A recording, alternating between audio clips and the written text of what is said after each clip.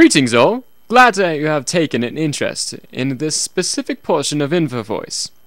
Last time, if you tuned in to my podcast, we explored the wonders of the alkali metals and their adverse reactions with water.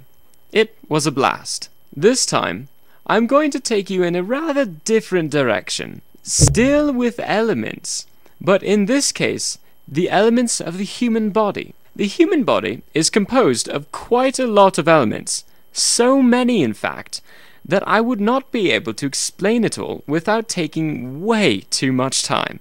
So, instead, I'm going to state the 13 most abundant elements in the human body and go into little detail with them all. At this point, I'm sure you're wanting to move on. The human body contains the following elements. Percentages are provided thanks to freeinfosociety.com. Oxygen is the most abundant element in the human body at 65%. Obviously, oxygen is also the most important of all the elements. You breathe it in to stay alive. But that isn't the only place where oxygen is present. It is also in water, which composes about 75% of the body's weight. Just those two things make it apparent as to why oxygen is the most abundant element in the human body. Carbon, some may say, is the element of life. It consists of about 18.6%. Now, by the element of life, I don't mean that it is what keeps us alive, but I mean that it is what determines if something is alive. Every living organism that is known to man has carbon in it. Sadly, as with the English language, there are exceptions to that statement. Hydrogen, at 9.7%, is found in various parts of the human body, but can you guess where it really sticks out? Just like oxygen, it is in water. However, unlike oxygen, it's not used nearly as much. Now, nitrogen at 3.2%. This element is found in the atmosphere, so of course we are going to have it in our systems. We breathe it in. That is not the only reason why it is in our systems, though.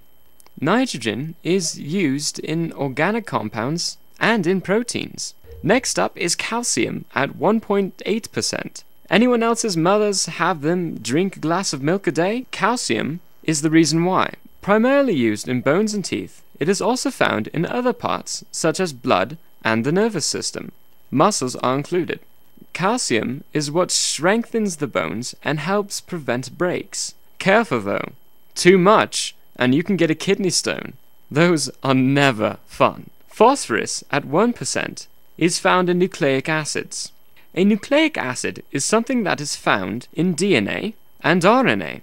Phosphorus is also found in what is known as adenosine triphosphate, commonly referred to as ATP, which is the primary energy source used within human cells.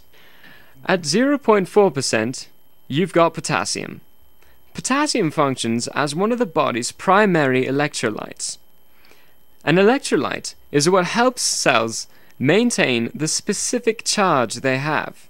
If the charge would change, not very good things would happen. This making it all the more important for us to have potassium in our systems, especially if we exercise at all. Our eighth element is sodium, at 0.2%. Sodium is what helps our bodies keep the water we put in it, and it also helps maintain the pH of our internal organs. Having too high or too low of a pH seriously messes with our system and ultimately leads to death. This makes sodium, however small the concentration, very important. Chlorine, like sodium, also helps keep the pH of the human body in order, and is also at the same concentration, 0.2%. The other important role it has is metabolism. Without chlorine, we would not be able to adequately turn the food we eat into the energy that drives us about each day. And now we get into even smaller concentrations. The first up is magnesium at 0.06%. This element is important in over 300 functions in the human body. Magnesium is also required in all of our organs in order for them to properly function. It is also found in some enzymes. Next up is sulfur at 0.04%. The most important role sulfur plays in our systems is our nails, hair, joints, and skin. It can also be found in 4 amino acids in our bodies.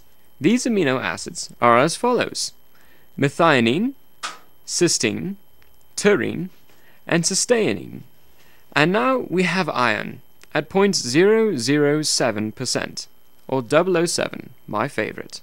This element is contained within red blood cells. Iron is what helps the blood cells transport oxygen to the organs that need it. There are those that are anemic, meaning that they don't have enough iron in their system. My father's way to combat anemia is to drink a Guinness, which is very high in iron.